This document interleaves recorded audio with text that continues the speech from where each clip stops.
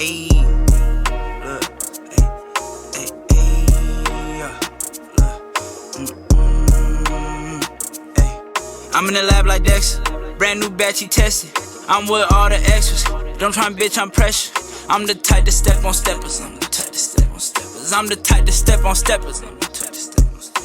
What is going on, everybody? Welcome back to another episode of the New Media Podcast. I'm your host, Ya. We hope you enjoyed the last episode because, as always, today's going to be an even better episode. I got the whole crew with me. Everybody's in the house today. And today, we're going to be discussing the play-in tournament, all the games that have happened over the last couple of days.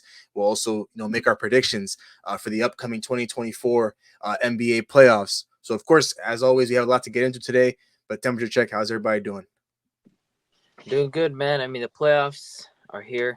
Play-ins just got done with it, so excited to get into the most exciting part of the NBA season. I mean, the part that I think everybody's waiting for. You go through a grueling regular season, and this is your reward. This is what everybody is here to watch. So I'm excited to cover it. Let's get it. Let's get it, baby, man. This is the time we've been waiting for. NBA playoffs after somewhat of an exciting, not that exciting play-in tournament. Think the playoffs are going to kick it off first right now. So, can't wait till it starts. Let's get to it. Yeah, as always, we're all excited for the upcoming NBA playoffs play-in tournament. This time around, just wasn't hidden as it used to, as it has in previous years. Not a lot of good matchups, not a lot of good teams were in the play-in tournament this time around. But as always, we still got to go ahead and discuss all these games that have happened this past week. And with that being said, let's go ahead and jump right into it. We'll go ahead and discuss the very first game that kicked off the 2024 NBA play-in tournament between the two teams. The Los Angeles Lakers went on the road to play the New Orleans Pelicans, and they were able to win this game 110-106, despite Zion Williamson giving the New Orleans Pelicans 40 points. He had to leave the game a little bit early, but other than that, the Lakers had this game sealed away at one point with the 18-point lead. So let's go ahead and recap and get this game a little bit. I mean, like we kind of knew coming in, based on the previous matchups that this was going to be a tough matchup for the Pelicans. I mean, all your playing tournament, and then the matchup a couple of days before this, this playing game, we kind of knew the Lakers play the Pelicans just as well as anybody can in the league, and it was on display in this game at times. They did a hell of a job, on their other players. CJ McCollum, he's a guy that I'll get to in a bit in the second playing game that we'll discuss, but. He wasn't able to get to his spots. And Brandon Ingram, I guess he was coming back from a minutes restriction, but, he was struggling as well. But the guy really that I want to highlight that proved everybody wrong, a guy that's been under heavy criticism all year long, throughout his career. I mean, Zion Williamson put on a hell of a performance. I mean, just flat out. I mean, Anthony Davis is an unbelievable defensive player, and even he looked mortal against Zion Williamson. No answers for him at all. He was going right at AD every single time. The Lakers have a bunch of strong defenders. I mean, Rui is pretty strong. LeBron is very strong, as we know, and AD is a defensive player of the year type of player. And they had no answers for Zion. And in the second half, they basically just said, "Yo, let's give the ball to Zion," while CJ and Brandon Ingram were on the bench, and he willed them back into the game. And unfortunately, he got injured during that stretch, and the Lakers hit a bunch of big shots. Austin Reeves hit a shot, D'Lo hit a shot, and they basically put the game away. And I mean, for the Pelicans, I mean, it sucks losing a guy in Zion who wanted to prove himself so bad. He was on a low leverage type of production this year. Taking his time, he wasn't putting in a lot of effort. This year trying to keep himself low maintenance, and sucks for him to get injured. But for the Lakers, you get your rematch against Denver. I don't know if that's something you'd be excited about, but if you're ever going to get them now, you might as well just get them at this point when you're the freshest and you're healthiest. So it's going to be a good matchup. Bring me that Serbian. Man. I wasn't happy with the Lakers' results. Although we got the W, I felt like, we couldn't put a body on Zion. He was just manhandling us that whole second half until that injury. And I feel like, that's kind of tough. Him going for 40, and we're almost losing to a guy with, Brandon Ingram on minute restriction, CJ McCollum playing horrible, and a couple of the other guys not showing up. Wasn't too happy with the results. We came up big in the end. D'Lo made a big shot. Reeves made a big shot, but LeBron and AD, their play has to be better, especially coming up against the Nuggets. But, to speak about CJ McCollum, this guy calling out, Zion Williams last year in the playoffs, talking about we need people ready. We need people committed. We need people in shape. We need people to watch their diet. We need people to watch what they're doing outside. And for him to you just pull up and not perform, and just have a horrible outing in this game, especially when he needed to step up and contribute a lot, and he didn't. So for him, he talked that talk, but he didn't walk that walk. So I think this offseason for the Pelicans, man, I think they probably get rid of CJ McCollum, but we got a big showdown with the Nuggets coming up, and I can't wait for that. Yeah, for me, not much for me to take away from this game, besides Zion Williamson performing and going out there and dominating as I expected. Even when Zion had all his haters talking about him being overweight and him never being available and him going to restaurants and they know him on a first name basis, knowing the cooks and the chefs' names and being able to eat the table and things like that. All those guys, all those critics are just being a little bit too harsh on a guy that's only been in the league for about 4 or 5 years now.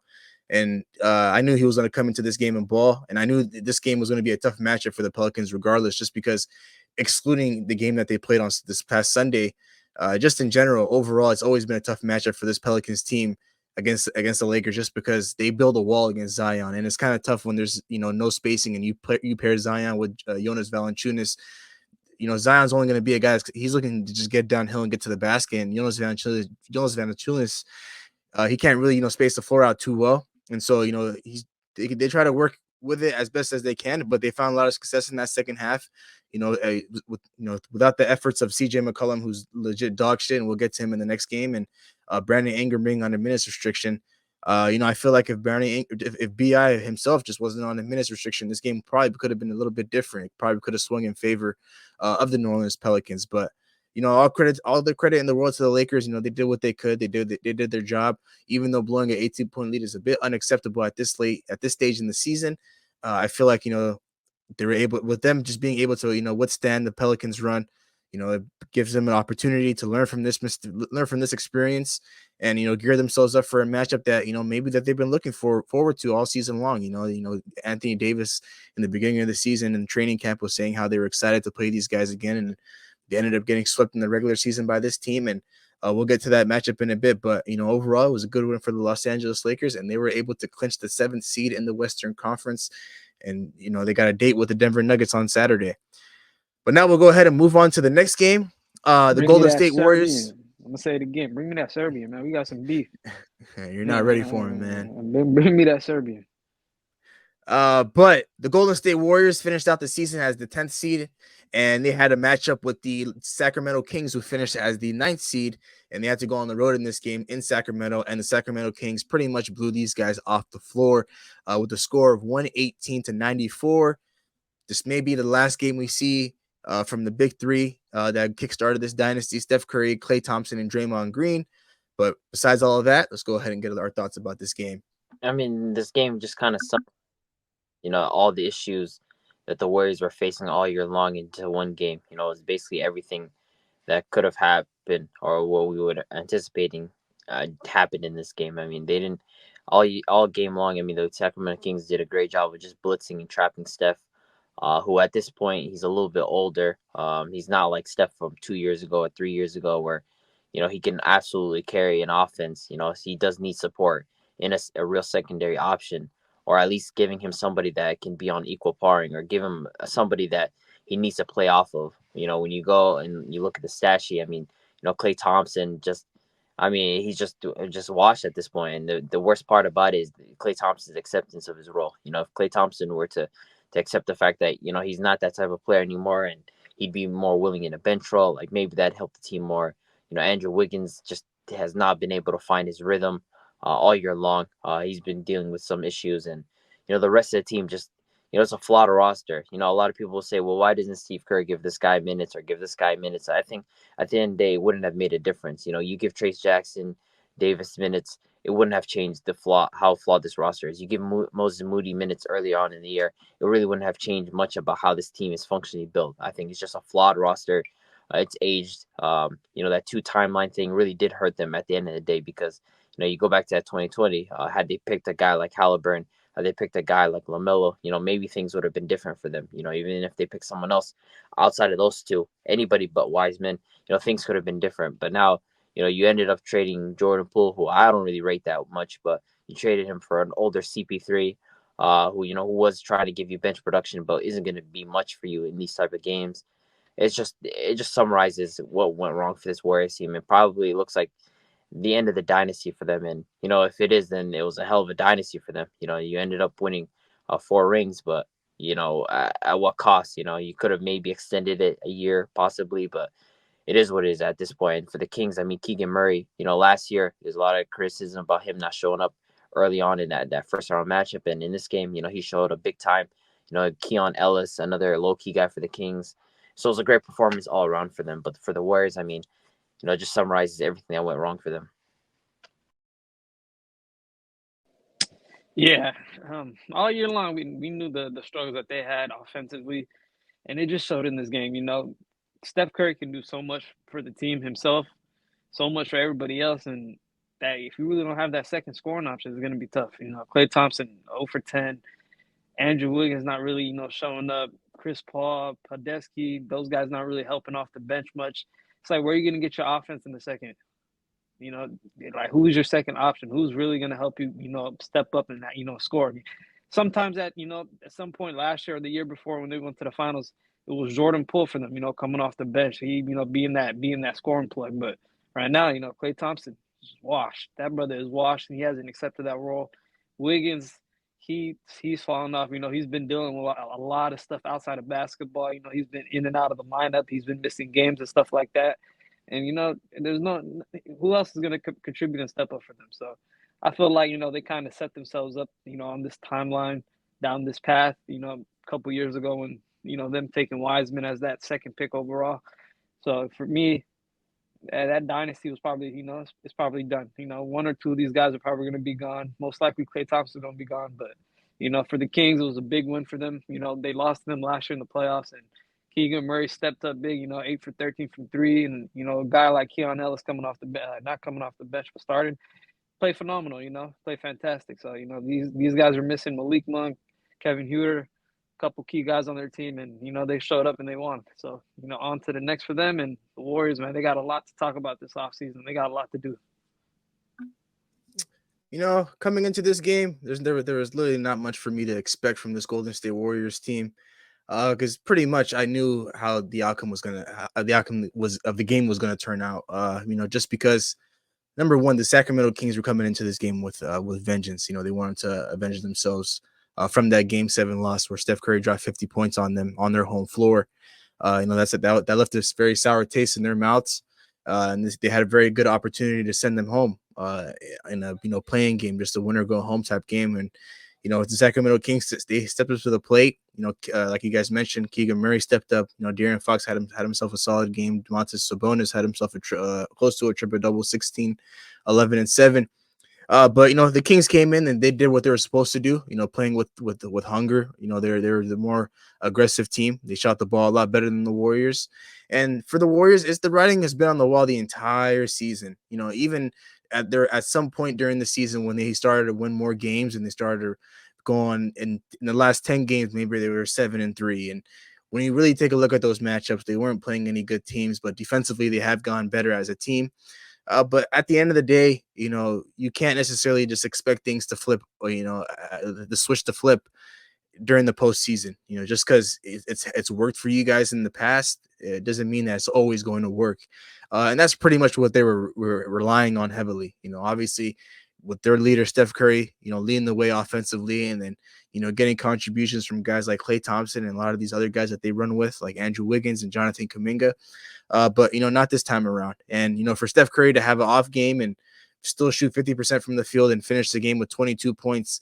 The rest of the starters combined for only 24 points, and one of those guys had 0 points in 32 minutes. And so, a lot of that is just very unacceptable. But at the end of the day, it's kind of like if you ask any non-Warriors fan that's been paying attention to basketball this entire season, they will tell you that they're not surprised in the slightest. Klay Thompson has been a guy that's been inconsistent this entire season. Got a guy that's was a starter to begin the season, got put to the bench for pods, and then ended up having to come back into the rotation again. Draymond Green, a guy that dealt with his suspensions his entire season. And then you also have to go back to a lot of those games that were very close and winnable for the Warriors. that put them in this position today. You know, they weren't supposed to be the ninth seed. If you look back, a lot of those close games were either they had a lead and they choked it away, or you know they were supposed to win and just some guys hit some tough contested shots like game winners and things of that nature. But at the end of the day, you know, it all comes down to taking care of business in the regular season. And for the Warriors, they just didn't do that this year. And you know, even though they finished 10 games above 500, and which should land you a better seeding position, but you know the Western Conference is very stacked, and so you know they go into this offseason with a lot of questions.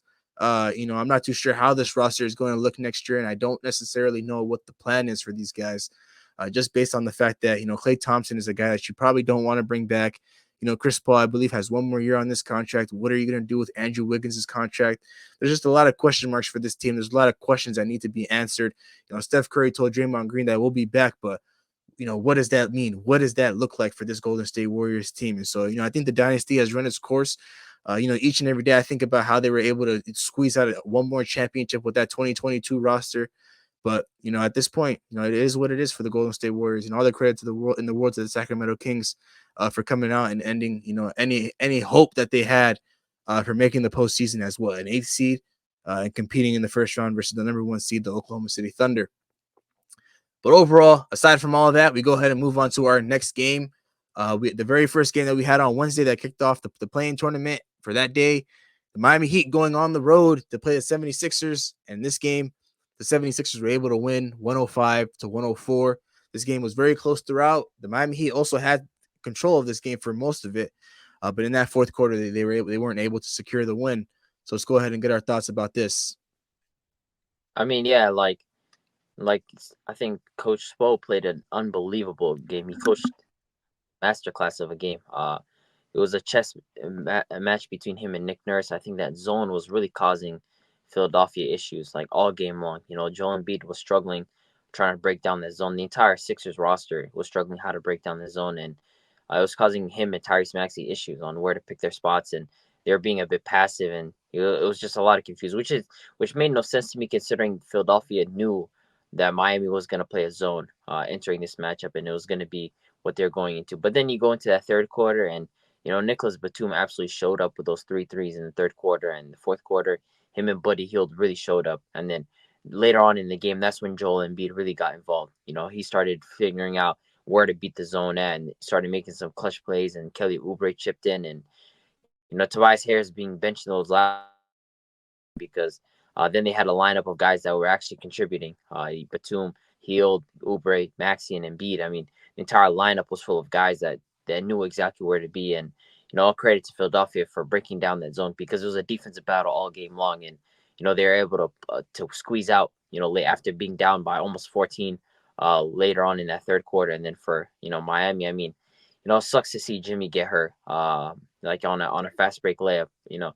Especially Kelly Oubre when he was jumping on him on a pump fake. I mean, you never want to see Jimmy get hurt. You at least want to see this Heat team get a chance come in the playoffs. And you know, it's kind of what I was preaching about all year long about taking the regular season, you know, important. You know, it is a team that we've been ravished by injuries, but at the same time, you know, if you take the regular season, you know, serious, you win a couple more games, you win 3 more games or 2 more games, whatever it may be.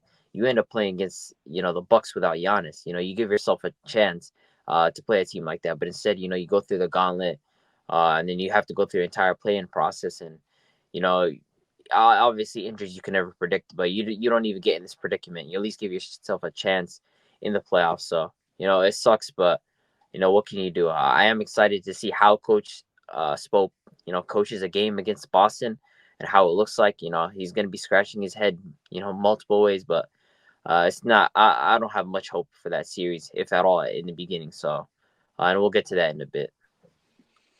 Fourth quarter yelling, why the fuck Batum, man? Man, that fourth quarter by Batum, man, he went crazy. I ain't gonna lie. That whole second half, he showed up.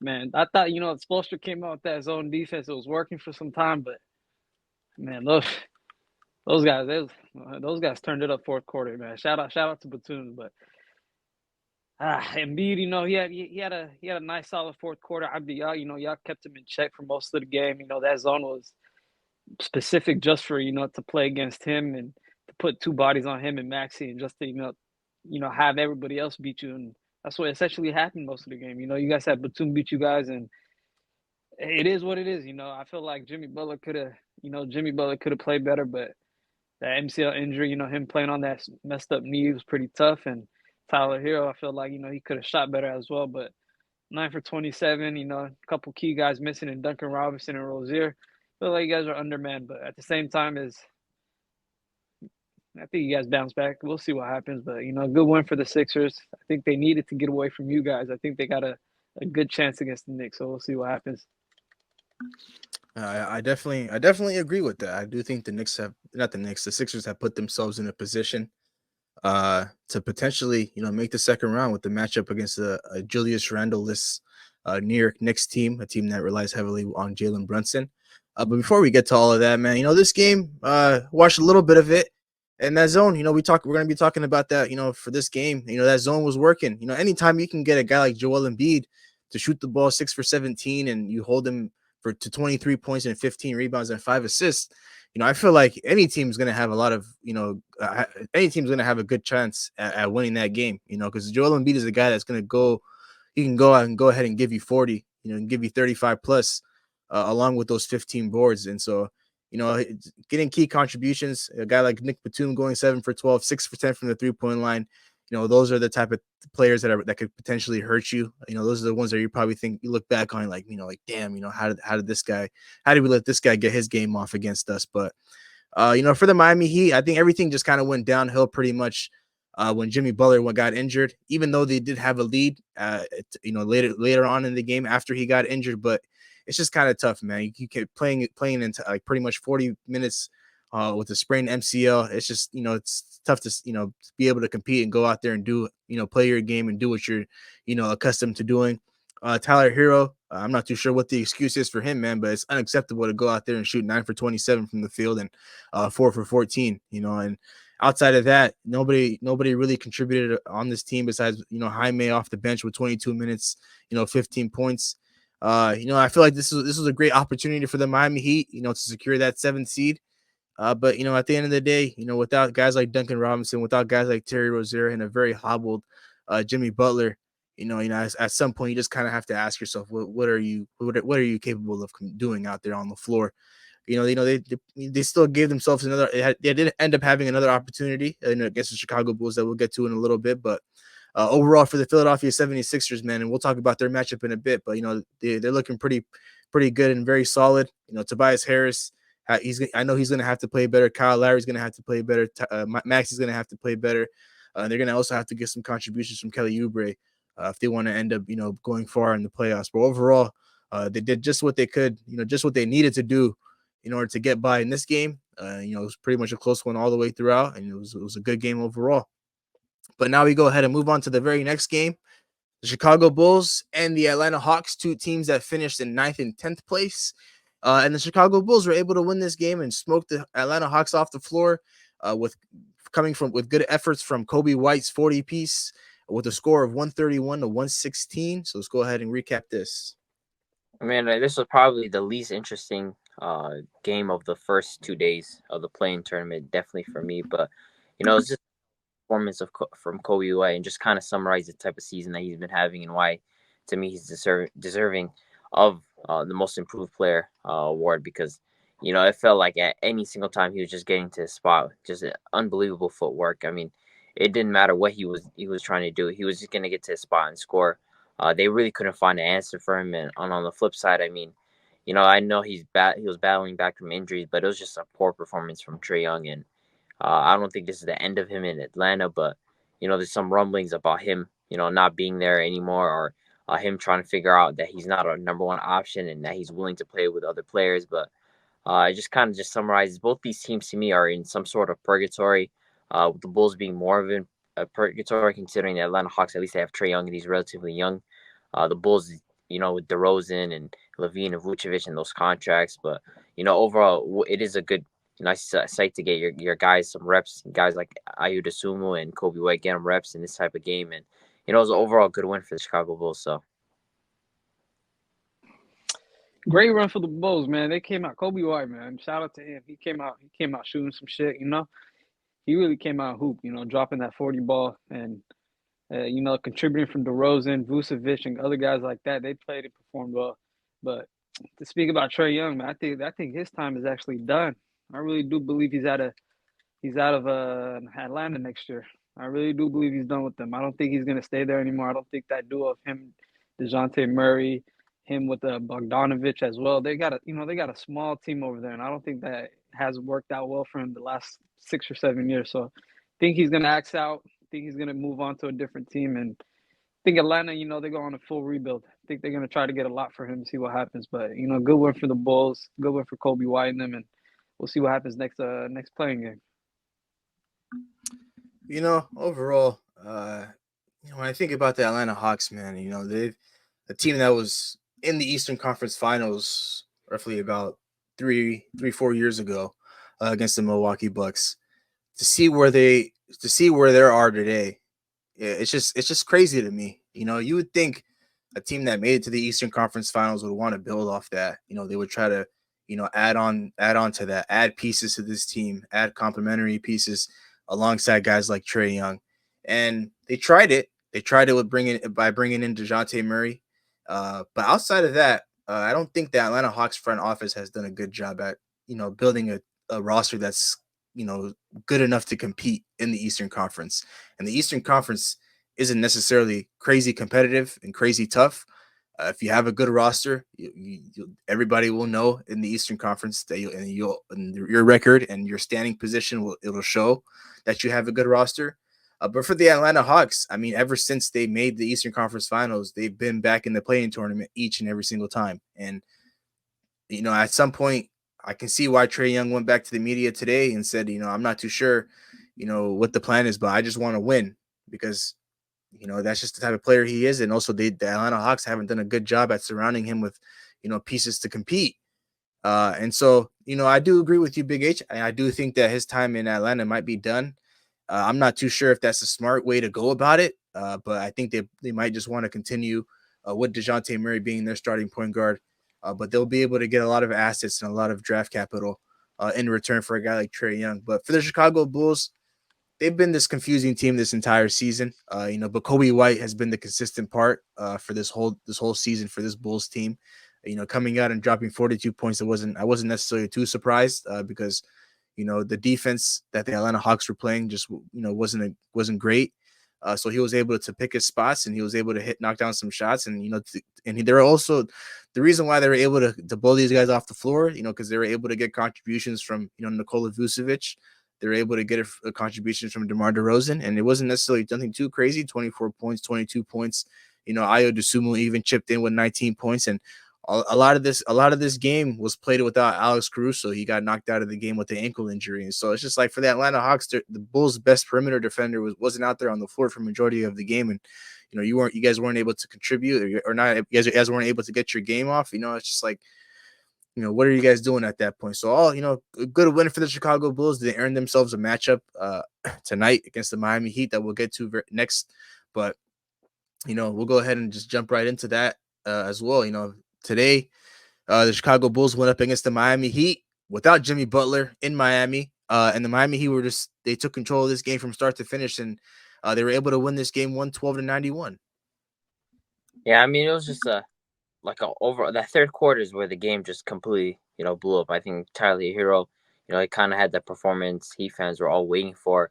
Jaime Jaquez got busy really early, and just overall, I think everybody kind of chipped in this type of game. And Kobe White was really struggling. I think everybody did a hell of a job defensively, and that's kind of a mark of a great coach that even if you're missing your best player, or even if you're missing your players, like kind of reminding me of the Heat game, when Bam got in foul trouble. Even then, the zone was still causing issues for the Sixers. And in this game, you're missing your guy in Jimmy Butler, who plays almost like a free safety in this type of zone. Is still able to give Chicago Bulls some issues. And there's some tough decisions coming up for the Bulls. What does their future really look like? They have multiple guys on this roster that I don't think fit their timeline, and it just feels like they're in just a terrible place of purgatory where they're not even remotely close to good enough to compete, but they're not that bad to the point where it's tanking mode. So, it's going to send a lot of discussions going on over the summer for them versus on what they need to do. And I think it starts with getting rid of a guy like Vucevic. I just don't think he's good enough, regardless of the situation, to keep on this roster and moving from there. Yeah, great win by Miami. He and the young ones. No Jimmy Butler tonight, and they came out. They came out performed in hoop. Tyler Hero, he had a great game. Jaime had a great game. Duncan Robinson came back. He contributed. Uh, Cody Martin had Caleb Martin had a great game as well, and that's what they needed. All around team effort to come back and win. So great win for them. And then Chicago. I think it's really time to blow it up. I thought it was time to blow it up last year. With DeRozan and what's his face still playing on that team. I think it's time for them to really blow it up and see what they can get in the market for DeRozan, Vucevic, and Levine. And see what how they can rebuild around Kobe White and a couple of the other guys. But Miami, they needed this. They facing Boston. Abdi, what's the update on the Jimmy Butler, man? I He's think not Terry going to be Terry, able to make it. he's not damn, playing. it's gonna be tough against Boston, then, but we'll see what happens. Yeah, this has pretty much been the story of the Chicago Bulls season.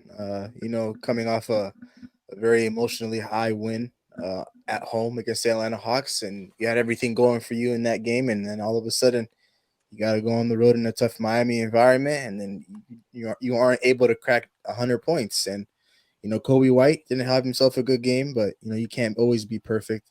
You're gonna need some contributions. You're gonna need some DeMar DeRozan heroics. They weren't able to get that tonight. But all the credit in the world to the Miami Heat, man. Eric Spoelstra, game planning for the Chicago Bulls team without his star player and Jimmy Butler, and everybody contributed from top to bottom on this team. Jaime Jaquez stepping into a starter position role, playing 35 minutes, dropping 21 points. It was only his first year out here as a rookie, doing his thing. And so, that's just what the Heat culture is all about, just the next man up mentality. And even when, you don't have your best guys out there, you're still able to go out there and compete and give 100% effort. And that was pretty much all the difference in the world in tonight's game. And so for the Miami Heat, it's gonna be a very, very tough matchup against the Boston Celtics, and we'll get to that in a little bit. Chicago Bulls, I'm not too sure what the offseason looks like for them. For the last couple of years, I've been preaching for them to have an identity or for them to have an idea of what they want to look like as a team going forward. But DeMar DeRozan, I'm not too sure how much time he has left on his contract. I believe he might be a free agent this upcoming summer. Nikola Vucevic got it back from these guys last summer. And Kobe White is sticking around for the foreseeable future. And so, as just like the Golden State Warriors, but to a lesser degree, the Chicago Bulls will have a lot of questions that need to be answered coming out of this offseason if they want to be able to compete in the Eastern Conference. Because not too long ago, these guys were the number one seed in the East for a little bit. And everything else since that day, since that time, has gone to shit. They've been in the play-in tournament twice. But let's go ahead and jump right into the very last play-in game. We got the Sacramento Kings, who beat the Golden State Warriors to earn themselves another shot at the 8th seed. Went on the road to play the New Orleans Pelicans without Zion Williamson in this game, and they still came up short. The Pelicans were able to beat these guys 105-98, sweeping the Sacramento Kings this entire season with a record of 6-0. These guys just have their number. Yeah, I mean, just complete dominance from one team over the other. Like the Kings just haven't been able to them all season long. And the Pelicans' depth really showed up in this game. You got contributions from Brandon Ingram, Jonas Valanciunas, Najee Marshall, Herb Jones, Jose Alvarado, Trey Murphy. A bunch of contributions from a bunch of their guys, and that's going to be critical in that first round matchup against OKC. And on the Kings side, I mean, De'Aaron Fox did all he could. Personally, I've been a bit critical of how De'Aaron Fox has approached his game all year long, but even then, I think he played a good game. But overall, I mean, the Kings, this is kind of the issue that we went back to early on in the season, or before the season even started, about them not really making any moves, not really making any additions. Last offseason they had a splash with getting Malik Monk and Kevin Huerter, and then from there they didn't really improve that much. They re-signed Harrison Barnes. They drafted a couple rookies, but they didn't really improve that much, and it kind of showed up this season. They would have had to replicate that historic offense because their defense obviously wasn't good. And from there, I mean, it's just the team just kind of remains stationary to me. And Malik Monk's on expiring, and it's just a question mark of what are they going to do next to kind of fill that void. They really desperately need a wing or another scorer because Sabonis as your second option or De'Aaron Fox being your number one just isn't going to be a viable way to compete at the highest level. So for the Kings, I mean, they just need to improve in that aspect of who's going to be their number one, number two kind of guy, who's going to blend in that gap of scoring, and it's going to be a question mark for them going into the offseason. Good overall performance by the Pelicans. After losing to the Lakers and losing their best player, Zion Williamson, they came back and they punched the Kings in the mouth. They came out shooting. They came out playing phenomenal. They came out energetic. The defense was there. Offensively, everybody was clicking and on point. And, they have a very deep roster, and that shows when, they start clicking and everybody starts performing. Ingram played good. Jonas, Trey Murphy, Herb Jones, Jose Hold on. I need you to show a little bit more love to the guy that's not better than Jaylen Brown, supposedly, right? That's the guy that's not better than JB, right? You said that not too long ago. No. You really, it's not even close. JB's twice as better. You put JB with this roster, he's not making the postseason with these guys, man. But I'll let you carry on. Shut up with that. But great way to bounce back from that game without Zion. And for the Kings, like Abdi mentioned, they played great, not great this year, but they were not going to replicate what they did last year, and they really didn't go into the offseason to stack up and shore up, on their needs, or they could have been greedy and get, another superstar to pair to Fox and Sabonis, make a little trio right there. Somebody that can fit in, somebody that can be another great option to score. And, tonight they're missing out on guys like Malik Monk, especially him coming off the bench, him being that electric guy coming off the bench and that scorer that he is. They were missing that tonight, but, they got to go into the offseason and they got to see what they can do. I really don't think Sabonis as your second scoring option is going to work for you. I feel like Sabonis is more of a third guy. I feel like, he can perform as a third star on the team, but him being the second option as a scoring option, it's not well. So I feel like they got to go into the offseason, look for, maybe a guy like LaVine that can come in and be that second scoring option for them and just build off what they have right now. But we'll see what happens. And for the Pelicans, they got to dance with OKC. Zion might not be ready and prepared, but it's gonna be a fun little matchup. Yeah, for the Sacramento Kings, it was pretty clear and pretty evident that they needed a guy like Malik Monk out there. And when you look at the bench points, they finished with 12 bench points to the New Orleans Pelicans is 34 bench points. And so it's just tough to compete there. Malik Monk is a guy that's looking to get paid this upcoming offseason, and I believe he will get paid. Just looking at how the Sacramento Kings operated without him. And this game, even though the scoreboard says 98-105, it wasn't as close as the scoreboard shows. The New Orleans Pelicans had control from this game pretty much from start to finish. Like Abdi mentioned, a lot of players contributed to this win. And their head coach took the training wheels and the minutes restriction off Brandon Ingram. Brandon Ingram tonight finished with 37 points, and he really found his groove. He really settled in that second half, finishing the game with 24, 6, and 6. And he pretty much closed out this team in the fourth quarter as well. It was just a very great team effort, team win without their leader, without their guy, Zion Williamson. But outside of CJ McCollum, everybody else did their job. That's Herb Jones, you don't expect much offensively, but defensively he's going to give you all NBA product. But CJ McCollum, man, that guy is just a 2-pack of ass. And for him to always talk shit about Zion and talking about getting prepared mentally and get your health right and get your diet right, you're doing all those things, man. Take your own advice and go out there and contribute and help your team. This game probably could have ended out. They probably could have been in a different position if this guy just stepped up and did his job. But for playing games, this guy doesn't show up. I don't expect him to show up in this upcoming matchup they have with the Oklahoma City Thunder, but we'll get to that in a bit. But overall, it's a good team win for the Pelicans. They earn themselves the right to play in the postseason. I just wish Zion Williamson could be healthy for this upcoming run, but it is what it is, man. Maybe if these guys are able to get out of the first round, which is going to be a very, very tough, then we might be able to see him then. But outside of that, that pretty much wraps up the play-in tournament. We have our 16 teams that have officially clinched their spot to make it into the dance. And with that being said, I say we just go ahead and get into it all, and we'll go ahead and start off with the Eastern Conference, and we'll just go ahead and jump right into it, man. The number one seeded Boston Celtics are going to play the Miami Heat, a team that they know very, very well at the back of their hand. And so let's go ahead and get a prediction there, and say our piece about what we think will happen, and just X factors and things of that nature. So let's go ahead and start off. It's gonna be. I mean, I was already pessimistic about the matchup, even with Jimmy Butler potentially playing, and now with him being ruled out for it.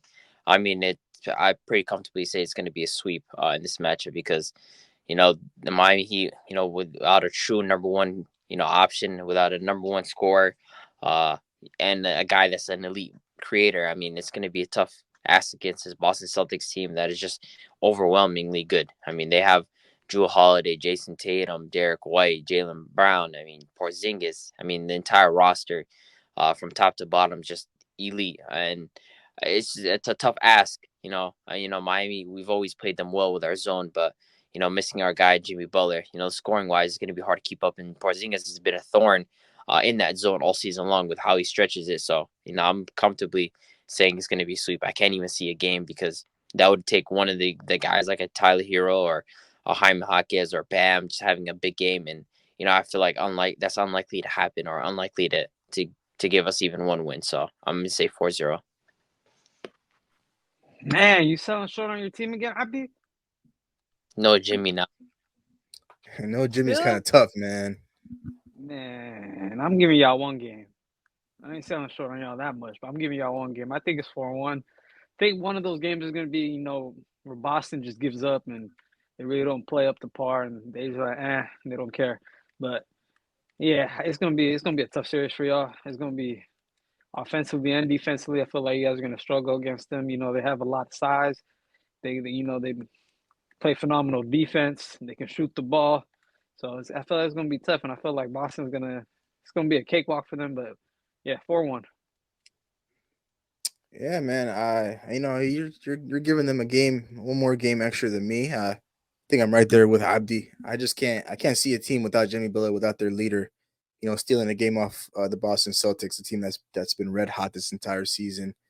These guys are coming in. They smell blood. They want to get their lick back against this team. And if they had Jimmy Butler, I'd probably be swinging towards the other way. I'd probably think the Miami Heat do win this series. They'll probably have to win it in 7 games. But whenever Jimmy Butler plays his team, he just steps up to the occasion. He rises as a playoff riser. But without him, I'm not too sure how Eric Spoelstra is going to game plan offensively and defensively for this team. And so for the Boston Celtics, man, they know they have a great opportunity in front of them to just quickly get these guys out of the way, 4-0, and then shift their focus to the next matchup between whoever comes out from those two teams. But for the Boston Celtics, they're just going to continue to play their brand of basketball. And I wish Jimmy Butler was playing in this series, but injuries are a part of the game, and what can you do at this point? So for the Boston Celtics, I'll give them a 4-0 sweep. They get these guys out of here and they start preparing for that second round matchup. Let's go ahead and move on to a more interesting matchup. We have the New York Knicks playing the 7th seed Philadelphia 76ers. No Julius Randle in this one, but it could be interesting. It's going to be a tougher matchup. I'm thinking of going with Philadelphia in 7. The Knicks kind of have the personnel to at least kind of bother or slow down Embiid, but they're not going to be able to play that zone that Miami plays. I mean, they play a more traditional kind of man-to-man. Miami plays a lot more zone, but they have Isaiah Hartenstein, they have Precious Achiuwa, and they have Mitchell Robinson, who's been ramping up his play. So they have bodies to throw at Embiid, but I just believe that Embiid is going to be the best player in this series, and I think Nick Nurse is going to throw a lot of looks at Jalen Brunson and try to force Jalen Brunson to beat him in multiple ways. And it's going to be a tough ask without their secondary creator and Julius Randle. And, a lot of people are going to give flack to Julius Randle about the playoff stuff, and rightfully so. But, you need a guy that's going to be exerting himself physically and, getting downhill, getting to the rim, attacking, scoring in multiple ways. And in a series where, I don't know who New York's second best scorer is going to be. Is it going to be OG Anunoby? Is it going to be Dante DiVincenzo? It's just question marks for me. And if they're gonna constantly blitz and trap Jalen Brunson, and they're gonna throw Kelly Oubre at him, Batum, Lowry. I'm curious on how the Knicks are gonna be able to attack that matchup. And I just feel like in this series, Embiid's really play is gonna finally show up in the playoffs. And Maxi, I think they're gonna throw OG and Anunoby on him in different spots. So I don't know if his game is gonna translate that much, but even then, I feel like the Philadelphia 76ers have two of the three best players in this series, and that's why I feel a little more confident going with them. Knicks in 7, baby. Knicks tight, baby. I got, I'm trusting in Jalen Brunson and the boys. I think defensively, I think they're gonna give Embiid hell. I believe that the physicality level that they're gonna put on Embiid is gonna be tough. It's gonna be a physical fight. And I just don't think that Embiid's gonna show up in the playoffs. I haven't thought he showed up in any of the playoff series yet. And I just don't think he's gonna make it this round. And I feel like Miami played great on him in the playing game, and I just think the Knicks are gonna be much more physical with him. Knicks in 7, baby. This one is a very, very tough matchup for me. I thought at one point in the day I thought the New York Knicks would win this series, but in the end, for me, I just don't know why. I just feel like the Philadelphia Sixers do win this series in 7 games, and even though Jalen Brunson has been balling out this entire season, and especially as of late these last couple of weeks leading up to the postseason. Yeah, I think this might be a series for Joel Embiid to step up. For Joel Embiid to assert his dominance, like he was doing, up until he tore his meniscus in January. For the New York Knicks, outside of Jalen Brunson, they're gonna need a lot of guys like to contribute. OG, Josh Hart, Dante DiVincenzo, Bogdanovich off the bench. But I'm just not too sure if with all of their bigs, with all of the guys that they can throw at Joel Embiid. I'm not too sure if all those guys are capable of slowing him down. And if Joel Embiid is able to get some contributions from his role players, from his guys like Maxey, and then all the other guys that they roll with, Kyle Lowry, Kelly Oubre, and Nicholas Batum, I do think they have a fair shot. But this is a series where I feel like Joel Embiid is probably going to come into this series and finish it maybe averaging about 32 plus, getting back to his regular season numbers, just asserting his dominance against the New York Knicks front court. Isaiah Hartenstein and Mitchell Robinson and Precious Achiuwa. And so, normally in a postseason spot where I wouldn't necessarily not root for, but necessarily, rock with the Philadelphia 76ers, I think this might be a very good opportunity for them, to take advantage of a team that doesn't have Julius Randle. So, if Nick Nurse is able to game plan to blitzing Jalen Brunson and trying to get the ball out of his hands and force other guys to beat him, they do have a very good opportunity. So, but I'm going to go ahead and go with the Philadelphia 76ers to win this series in 7 games. It will go the distance. Next, we have the number 3 seeded Milwaukee Bucks going up against the 6 seeded Indiana Pacers. The status for Giannis Antetokounmpo is still up in the air. I'm not too sure when he'll be back. Will he be back in this at some point in this series? I guess we're just going to have to wait for the final injury report to come out in a couple of days. But let's go ahead and get a prediction. I think the Pacers end up winning this series in 6. I just think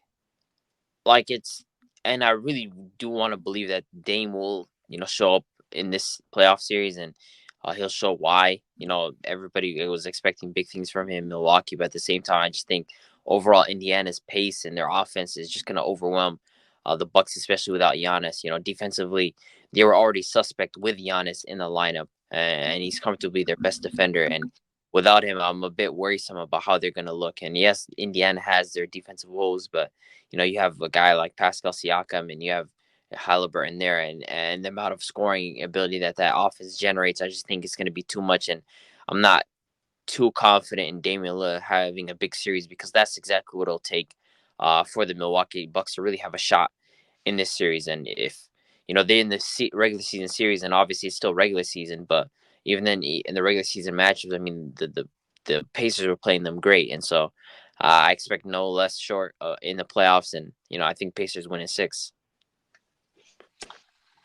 Yeah, Giannis, again, his health looking scary, and I do believe Dame's gonna have a great series. I feel like this series is a little run and gun for him. I feel like it's gonna be a high pace series, and I feel like he's gonna have the ball in his hands a lot. I just don't think the other guys on this team, and Chris Middleton, Malik Beasley, and guys like Brook Lopez are gonna step up and show up. But I feel like missing Giannis is gonna have a big void in that offense and a big void in that defense as well. I feel like it's gonna be tough for them to run up and down the court with the Pacers. And I think the Pacers, man, I think they come in. I think they start shooting stuff, and feel like Halliburton has he's he's getting healthy. It's been a minute since that injury. I feel like he probably got his feet underneath him. I think he's gonna have a great series against this Milwaukee team.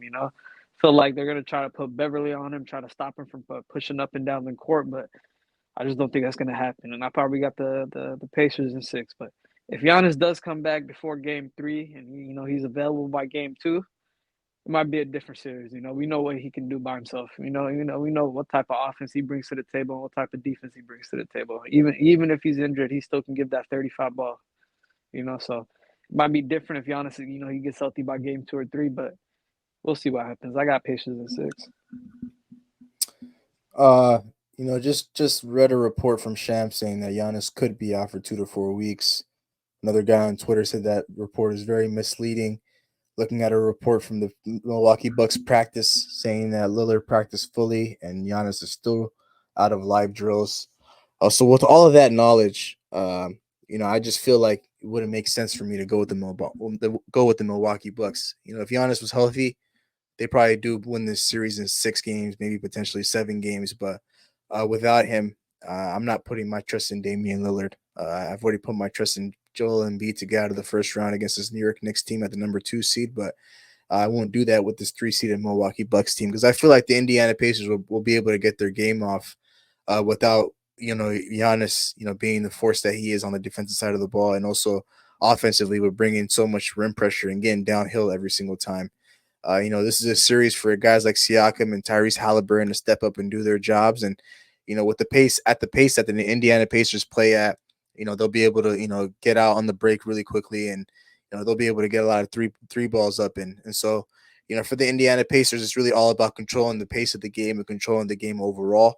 If they're able to do that, I have no doubt in my mind that they'll be able to get these guys out of here without Giannis in 6 games. And what will it take for the Milwaukee Bucks to overcome all of that? It's just Damian Lillard playing out of his mind. And I just really can't see that. If he plays anything like he did against the Denver Nuggets in that one season, that one playoff series, I'll give him a fair shot at that point. But we're just gonna have to see it, to believe it. That's just what it comes down to. And so, if Damian Lillard isn't on his game, or he's just playing like he's been playing this entire season, then the Milwaukee Bucks aren't a team that's prepared to, make a postseason run without their leader Giannis. And so it's going to be tough overall.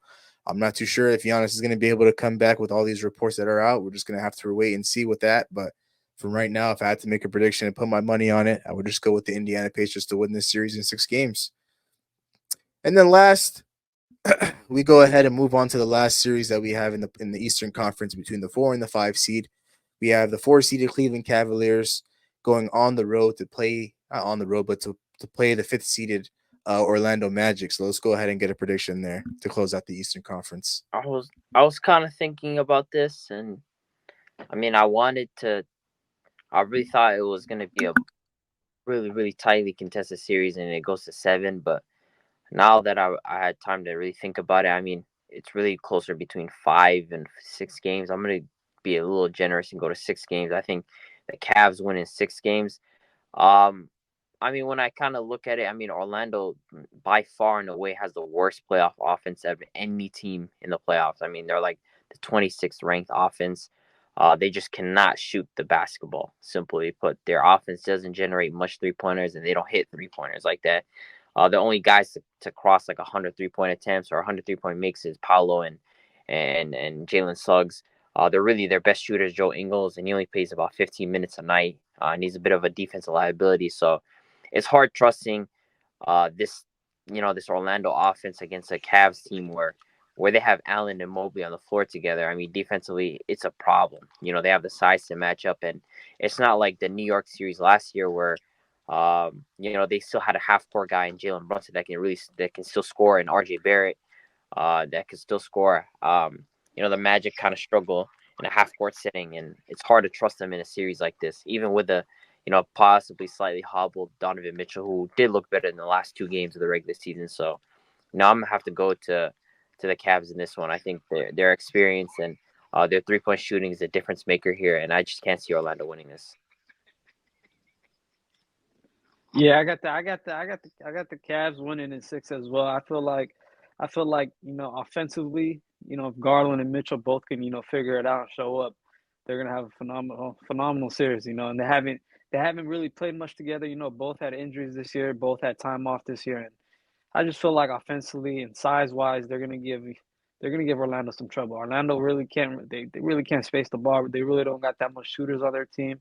I think Paulo's gonna have a good series, but the other guys got to show up and they got to hit some shots from outside. Paulo as well. He got to become a better shooter. He got to hit some shots from outside. And then I feel like the Cavs, Donovan Mitchell, the two Twin Towers, and Mobley and Jared Allen and Garland, they should figure it out. And offensively, they should move on. I believe this series is going to be a good wake up call to the Orlando Magic organization to go out and get some shooters to surround their franchise guy in Paulo. And so, all the credit in the world to the Orlando Magic, for finishing out the season as the 5th seed. They were always competing in between, 2 through 7, 2 through 8.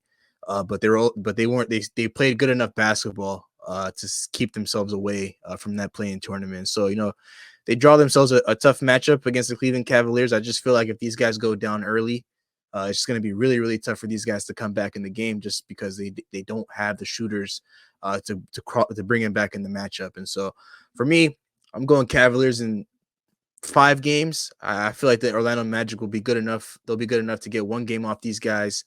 But even with the Cleveland Cavaliers having their up and down season and dealing with the injuries that they've been dealing with, I still think they're a far and better away team than the Orlando Magic. And you're gonna need shooting in the postseason, and that's what the Orlando Magic will learn with this series. And so it's all about experience. It's all about a learning experience for this team. And nobody necessarily thinks they're championship ready, but you want to be able to build on what you have, and you want to be able to learn from your mistakes. And so this will be a great opportunity for them to go into this offseason to help Paulo and help this roster overall by surrounding him with shooters. I know there's rumors out there saying they should go out there and get Klay Thompson.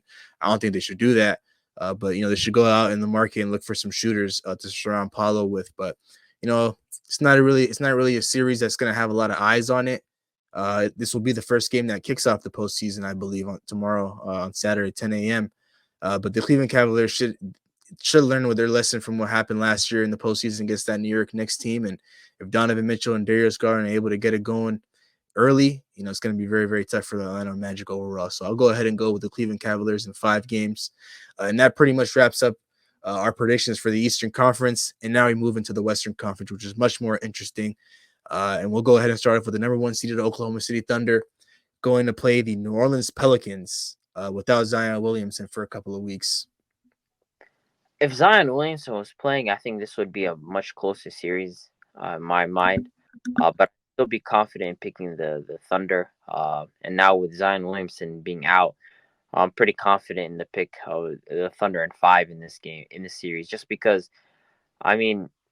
just solely relying on Brandon Ingram as your only creator, I just find it tough. And they play a great style of defense. Herb Jones is probably, to me, the best matchup against a guy like Shea. Since a couple seasons back, he's always played Shea particularly well. I think that's like a great matchup. But the thing is, on the other side, Chet has completely played Jonas Valanciunas off the floor. He's made him basically irrelevant and impossible to play. And that really affects, the Pelicans, because now the floor is like completely spaced and there's a bunch of driving angles, and a guy like J-Dub can have a monster series because they don't really have a true matchup for a guy like that. They can try and play a guy like Dyson Daniels, but he's not going to be offering that much offense. And, defensively, they have a matchup for a guy like Brandon Ingram. Blue Doors particularly played him pretty well in recent matchups. And, CJ McCollum isn't a guy that anybody's really worried about. They do have the size and the wings to kind of keep up with OKC, but I just think scoring wise and the pace and having the best player on the floor, and a guy like Shea, I think that they're going to end up winning the series in 5. If Zion had played, it would have been a different story because he just put so much pressure on your front court. But Zion and who's going to be getting downhill, who's going to be getting to the rim that much. I just don't see it. Yeah, I got OKC winning this, but I do think it's going to be slight of a struggle. I think, the length and the size of the Pelicans, they're in their guards and their forwards. I think it's going to give OKC some defensive trouble, but at the end of the day, they ain't got their best players. Zion's not playing for them, and it's going to be tough for them offensively. They're gonna struggle finding somebody to be that number one option. And some days it's maybe Ingram, some days it's maybe McCollum, but can they find that consistent option 24/7? I don't believe so. So it's gonna be tough offensively for them. But I got OKC in 5. Chet, J-Dub, Shea, and the supporting cast. I feel like they're gonna play phenomenal and they're gonna get theirs, but we'll see. They're the number one team in the West for a reason. I feel like they got a good easy matchup ahead of them without Zion touching the court playing.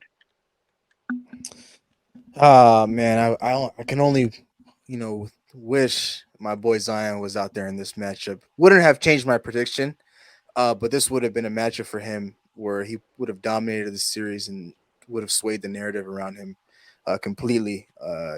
But unfortunately, my guy's not out there due to an injury, and with that, I'm just gonna stick with the Oklahoma City Thunder just winning this series in 5. With Zion, it might have been another game, but the Oklahoma City Thunder overall have just played a great style of basketball, and with SGA leading the way, getting contributions from J-Dub as well as a second option, and Chet, they're overall just a complete better team than this New Orleans Pelicans team. And even with Zion Williamson, it's Zion and BI, and at the end of the day, it's just who else is going to stay a step up. Trey Murphy, Herb Jones. I can't rely on CJ McCollum, as I've talked about in the play-in tournament. And so, so now that they have to go into this series and play the number one team in the West without Zion, it's just going to be tough overall. And so, like Abdi said, just throwing Lou Dort at BI, CJ McCollum is going to have to be, he's going to have to be the guy that steps up, and I just can't see it. So I'm not going to, make up some false hope or false dreams in my head. For the New Orleans Pelicans, I think, without Zion Williamson, it's going to be tough. And for the Oklahoma City Thunder, they're looking at this series like, they got to be able to take care of their business and get these guys out of here as quickly as possible and start gearing up for that second round. And I think that's what they'll do. They'll go ahead and win this series in 5 and then move on. With that being said, let's go ahead and move on to the next matchup. I'm going to sit up for this one. We have the 2-seeded Denver Nuggets going up against the Los Angeles Lakers. We have a rematch of last year's Western Conference Finals. We have a lot that we have to get into in this matchup, man. So let's go ahead and get our predictions. I don't know. I've been struggling with this matchup. I just don't believe it'll be a sweep again. Like, I just feel like that's physically impossible, and there's just no way the Lakers don't have shame like that. Like, they just won't allow a sweep again. I'm leaning towards Denver in 6. I felt like it could have been 7, but I'm gonna go with Denver in 6.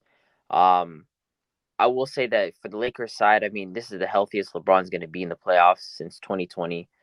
They're getting the healthiest version of him, one that's been playing great since the post All-Star break. And then on the other side as well, you have, you won't have a guy like Bruce Brown targeting, D'Lo, and I expect him to be better in a series like this. But my thing is the Jamal Murray matchup. I think that's the biggest issue for the Lakers. Jokic is going to get his irregardless of who's guarding him. And, the Rui matchup for a spurt, it was kind of effective. And even then after that, it just didn't, it didn't neutralize him at all. It didn't really affect him after that. But Jamal Murray really was the issue for the Lakers. They didn't really have a guy to guard him. Dennis Schroeder was good getting around screens, but he was just too small to guard him in matchups. Gabe Vincent, it's kind of tough guarding him with that because he's a little smaller. He's a pestier defender, but he's a little smaller. And then, you have a guy like maybe Spencer Dinwiddie. Maybe that's the answer in trying to guard Jamal Murray. I think he's been good defensively for the Lakers, but that's really the issue at hand. And for the Lakers, I mean, they got to stop the contributions from the other guys, the Michael Porter Jr.'s. You can't have a game or KCP's, getting off 4 threes or 5 threes. And, the Lakers have a chance with LeBron being healthy, and they have a chance with Anthony Davis there. But ultimately, I think the Denver's late game offense just completely blows out, the Lakers offense. I think the Lakers offense runs into too many issues where they get stuck, where it gets muddy. They have been playing great offensively for the last 2 or 3 months, but defensively it's been the complete opposite. They've been kind of odd, shady defensively. They haven't been that great, but offensively they've been great. But it's just that late game offense. You saw it against the Pelicans. Down the stretch, what does their offense kind of look like?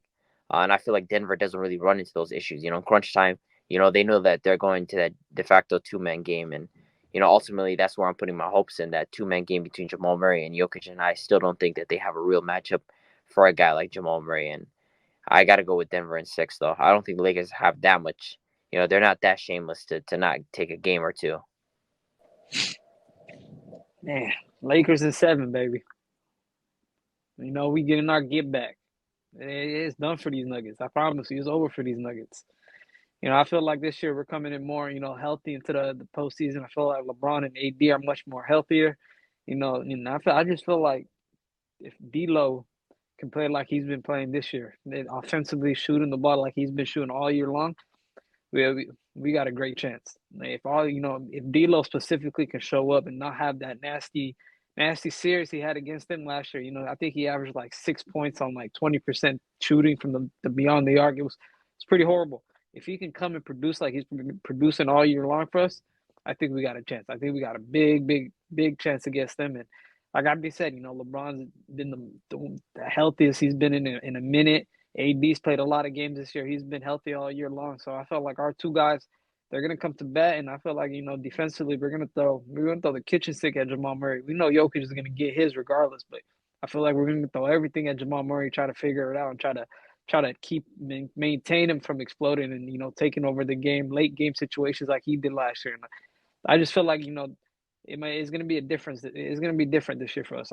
Last year, a lot of close games in the playoffs. A lot of close games. Every single one of those games are close, and I just feel like we got a fighter chance this year. And I'm taking my guys in 7.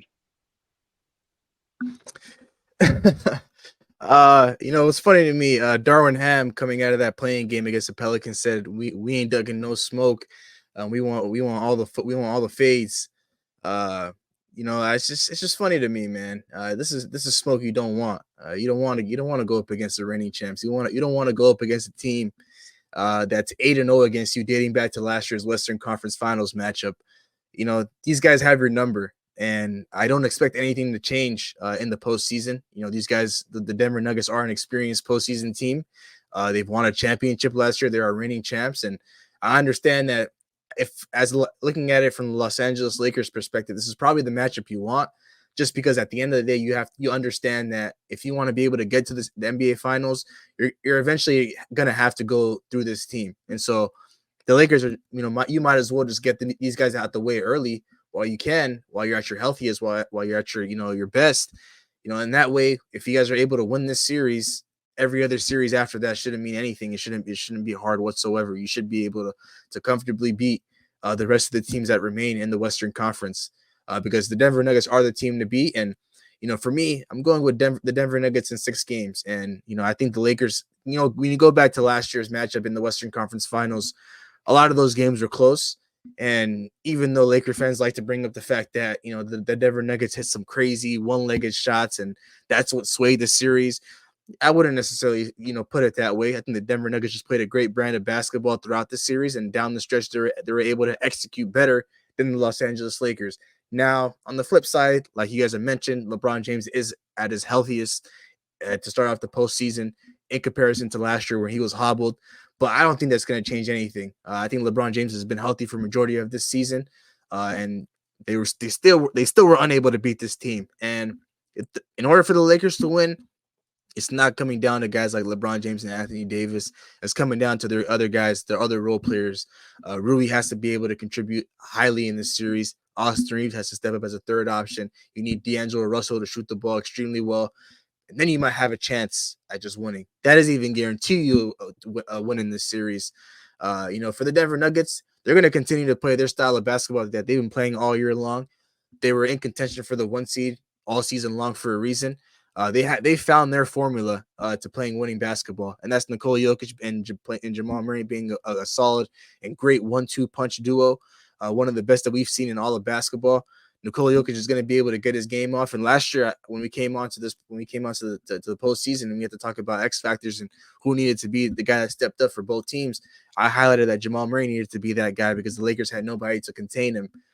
I still kind of feel that I still kind of feel that way today. I still feel like the Los Angeles Lakers don't have a guy that they can throw at to stop Jamal Murray. So I think Jamal Murray is going to be just fine in this series. And for me, if I had to put an X factor on the Denver Nuggets, it has to be a guy like Michael Porter Jr. He has to be that guy that steps up and consistently puts up 18 to 22 points a game. And after that, with Nikola Jokic being the floor general that he is, he's going to be able to get everybody involved and get his own at the same time. And so, Denver Nuggets, they'll win this game. They'll win this series in 6. The Los Angeles Lakers, overall, even though they were able to finish out the season with the 47-35 record, doesn't necessarily tell the full story whatsoever. I just don't think they have the personnel. They have the guys to keep up with this Denver Nuggets ball club. And so, like I picked last year, I had the Denver Nuggets winning in that series in the Western Conference Finals, and I'm sticking with it in this first round matchup. But this is going to be a very, very interesting matchup. I hope it's a lot more entertaining than it was last year. And I think the Lakers do have a little bit more shame, and they won't be able to they won't just get swept off the floor. And so, sticking with my pick, Nuggets in 6.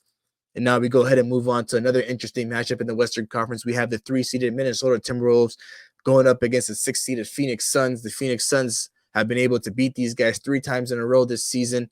But, overall in the postseason, it's a 0-0 slate. And, let's go ahead and get our predictions. I don't know. I mean, I've kind of just been struggling. I don't know how much stock I should be putting into the regular season matchups, but I think I'll go with the Suns in 6 in this series, just because, I mean, like we saw in the regular season matchups, they've kind of sold out to stop Anthony Edwards, and it's not like Anthony Edwards is going to be killing them with his playmaking. They're not too worried about Mike Conley scoring, and with this team, like turnovers have repeatedly been an issue, and their half-court offense has been a problem. And when you kind of look at it, when they're trying to sell out to stop Ant, he's not going to punish them. Cat is a bit of a huge X factor really for the Wolves in this series, and his drives have been a bit erratic. They're fine. They're living with Cat trying to beat them, and it's just this team is just the half-court offense is what just throws me off. Physically, and defensively they have the matchups, but really it's who are you going to put Cat on to start the series? Who is he going to be guarding? Is he going to be guarding Grayson Allen? Is he going to be guarding KD? Grayson Allen is going to be running off screens, and that's going to be a tough matchup to have your power forward, your 6'10" power forward, try to chase a guy like that around screens. And, are you going to put him on KD, which is, another problematic matchup?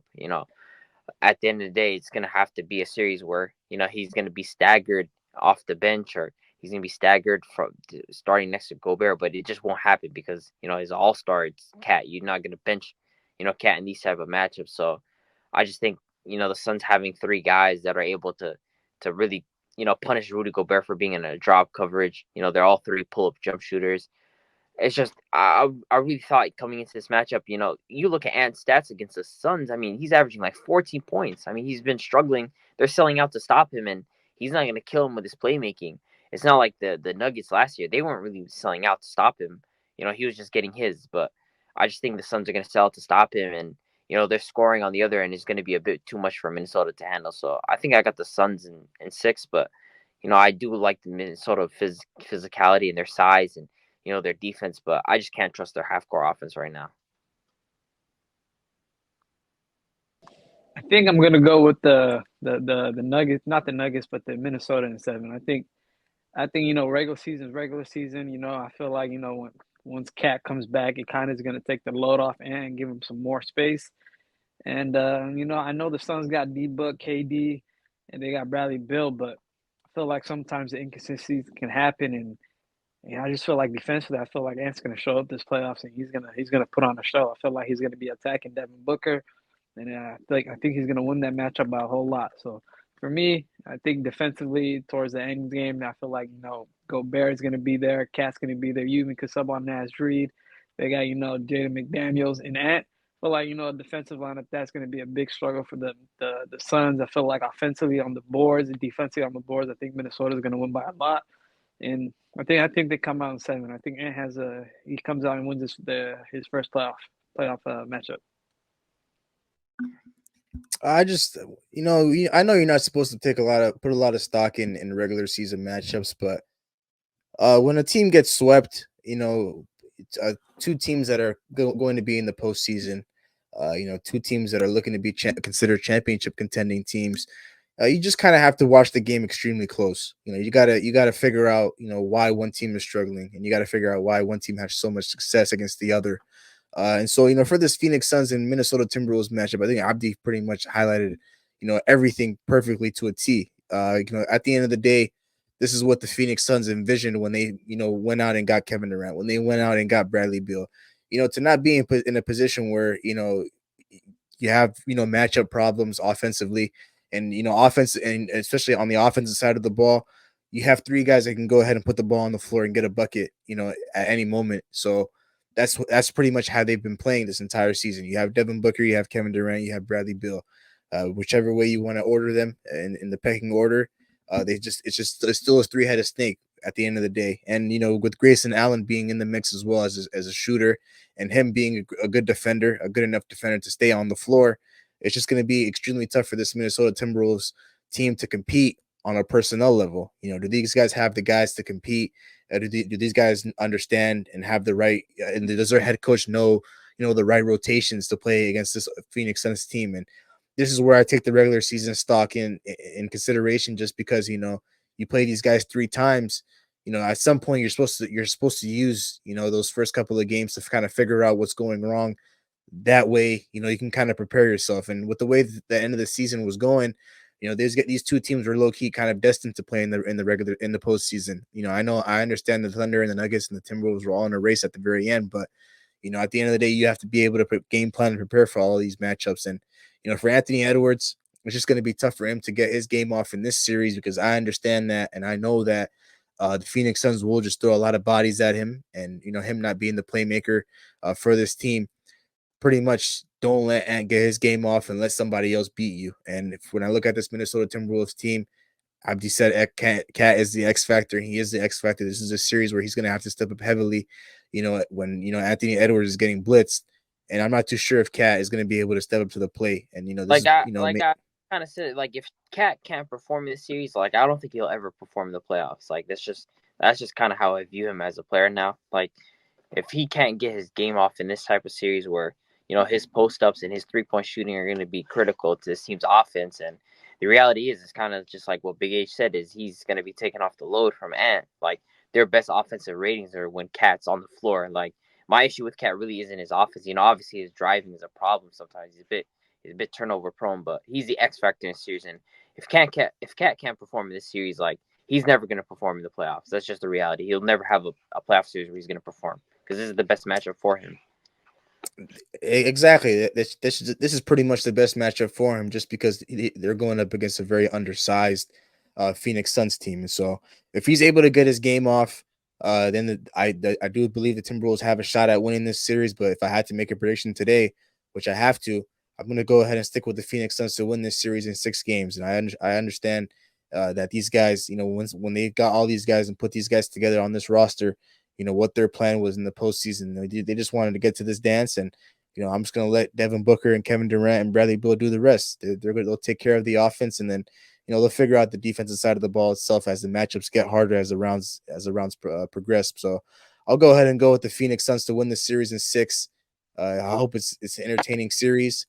But now we go ahead and move on to the 4 and 5 seeded matchup between the Los Angeles Clippers and the Dallas Mavericks. For maybe the third time in 4 years, we have these two teams matched up once again. The Clippers have home court advantage throughout this series. So let's go ahead and get a prediction going over here. I mean, I would have been excited for this series just because it's a rematch. There's a lot of narratives going on. Harden and Paul George and Westbrook chasing a ring. Luka trying to overcome, his Clippers demons, and Kyrie looking for redemption.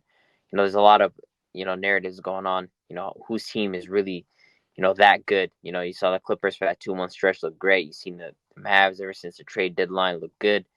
There's really just a matchup of a lot of narratives, but, with the reports about Kawhi's knee swelling and how the Clippers are very, very cryptic about how he is, but I feel like they tend to underreport how badly, their issues tend to be. I just find it difficult to trust in Kawhi's health, in going into the series. Even if he is playing, I do think that knee swelling is going to end up bothering him, and we're not going to get a fully healthy Kawhi Leonard in this type of series, which is kind of necessary at this point because, the Mavericks, ever since the trade deadline, they got a guy like Daniel Gafford. They have Derek Lively on the roster. They have Maxi Kleber. They have a lot of size. PJ Washington. They have a lot of big, forwards and wings and centers. And, you have Luka Doncic, who, if a healthy Kawhi Leonard isn't there to be able to guard him, they're not really going to have a matchup for a guy like that. I understand defensively, the Clippers can hunt a guy like Luka. They can attack a guy like Kyrie, but overall, I just feel like with the size combination and with Luka's performances and how he's been as a player, I just feel like it's going to be a little bit too overwhelming for the Clippers if Kawhi Leonard just isn't healthy. I will say that the Mavs role players are a bit suspect shooting wise. Derek Jones Jr. and PJ Washington, they aren't the best shooters. It's not like Dorian Finney-Smith and Reggie Bullock, who, they were snipers up until that Warriors series. But on the other side, they're able to put the ball on the floor. You see multiple times when Luka gets blitzed, Derek Jones Jr. is able to dribble and get to the basket. PJ Washington's able to dribble and get to the basket. You even saw in that Warriors and Mavericks matchup earlier in the season, PJ Washington's able to put the ball on the floor and make plays. And so I just feel like their role players are going to have to make plays like that, but the shooting's a little bit more suspect. But if Kawhi Leonard was healthy, I would have picked the Clippers in 7, but I'm just not trusting that knee swelling. It doesn't sound good. Like the way Lawrence Frank, their GM, was talking, it's just not looking good for Kawhi. So I got to go with the Mavs in 5. I got the Mavs in 6. I think I think Kawhi comes back. He's gonna test out that knee, see how it goes. I feel like he's gonna play 1 to 2 games at least, and he's gonna try to give it a go. But at the same time, man, that knee's been shredded. He hasn't practiced much. He hasn't done much on it. I just think that it's not gonna be enough. Paul George and James Harden by themselves, I don't think it's gonna be enough. I think they should start Westbrook in the lineup if Kawhi doesn't make it a go. I feel like he's gonna give him a little more spacing and stuff like that. But I just think Kyrie and Luka is gonna be too much for them. I think Kyrie and Luka are just gonna be phenomenal. Those role players that they acquired in Gafford and PJ Washington, and they're gonna contribute on the offensive side of the end and on defensive side of the ball. And it's gonna be a fun little series for Dallas. And I think they come out and they advance to the next round. But Clippers, man, I think this might be the end of them. Yeah, man. I think Abdi made a very, very good point at the Los Angeles Clippers underreporting Kawhi Leonard's injuries. Because I remember going back to last year when they played the Phoenix Suns in that round. I mean, we didn't really know until that Kawhi Leonard had an ACL injury or like a meniscus injury up until the very end of it. And so, at the end of the day, with Kawhi Leonard once again dealing with, the same knee injuries and same knee problems, it's just very tough for me to put my trust in this Clippers basketball team. I know Russell Westbrook's going to go out there. He's going to give it 100% effort. And, Paul George, not too sure what to expect from him in the postseason. Will he play great? Will he go back to his playoff P ways? It's just kind of like a wait and see kind of thing. And for James Harden, I mean, I'm not going to sit here and say he's going to have a great series. I'll never go ahead and sit here and say that. So I don't expect him to show up in the postseason, platform like this in a matchup against a very hungry, Dallas Mavericks team. I think this is the best they've looked in a very, very long time. And when they traded for a guy like Kyrie, this is kind of what they envisioned as a team. The way that they've been playing basketball, especially since the All-Star break, everything's just kind of been free flowing, and it's been great for them overall. And so, for the Dallas Mavericks, I have these guys winning the series in 6. I don't think Kawhi is going to be out for the whole series. I like Big H mentioned, I do think that he'll give this his knee a couple of games, but at some point it's just not going to, the swelling is just not going to go down in time for the next game. And so he might just give it a shot early on. And, the Dallas Mavericks have an opportunity to, obviously go into Los Angeles and steal home court. And I feel like that's what they'll do. And once they do that, I don't think they'll look back in this series. And so, if Kawhi Leonard was playing, I would swing the other way. I would probably say they'll win this series in 7, but I got to go ahead and say that, with Kawhi, I have to keep in mind that Kawhi Leonard might not be able to finish out this series because of his knee injury. And I'm not going to trust all the other counterparts on this Clippers basketball team. So go ahead and give me the Dallas Mavericks to win this series in 6. I think the Clippers are still a good enough team to, win a couple of games off this Dallas Mavericks team. And, hopefully, it's still an entertaining matchup. And hopefully Kawhi Leonard's knee is able to, give it a good go. And hopefully I'm wrong about this series overall. So, But overall, like I said, that pretty much wraps up our NBA playoff predictions. We'll go ahead and be recapping a couple of these games once they kick off tomorrow, Saturday, April 20th.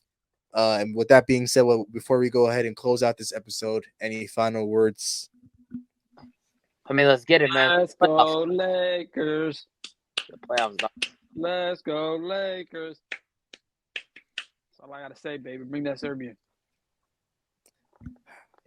In a couple of weeks, I can't wait for you to hop on this podcast and say, it's Nikola Jokic and the reigning champs, right? We tried our best, we gave it our best shot. But those guys are just too much for us. So it's going to be interesting to see how your tone changes. All your team sitting on the sideline. I don't know why you talking. That's okay. It's okay. With playoff basketball, it's all entertainment at the end of the day, man. It's going to be interesting to see how it all plays out. But with that being said, I'll go ahead and close out this episode here. Thank you so much for tuning into today's episode. I really appreciate your love and support. We greatly appreciate it if you like, comment, and subscribe to our YouTube channel at New Media Podcast. And for those of you that are watching us on YouTube, all of our social media handles will be at the end of this video. And if you're listening to us on Apple and Spotify, if you go to our Instagram page at New Media Podcast, you'll be able to navigate yourself to all of our social media handles there.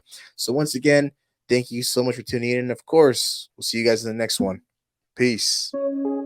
Record a new hit, then we making us a film. Wouldn't sign a deal if I got a couple mil. Been in the lab, now they throwing out deals. Me and now Lakes, now that's overkill.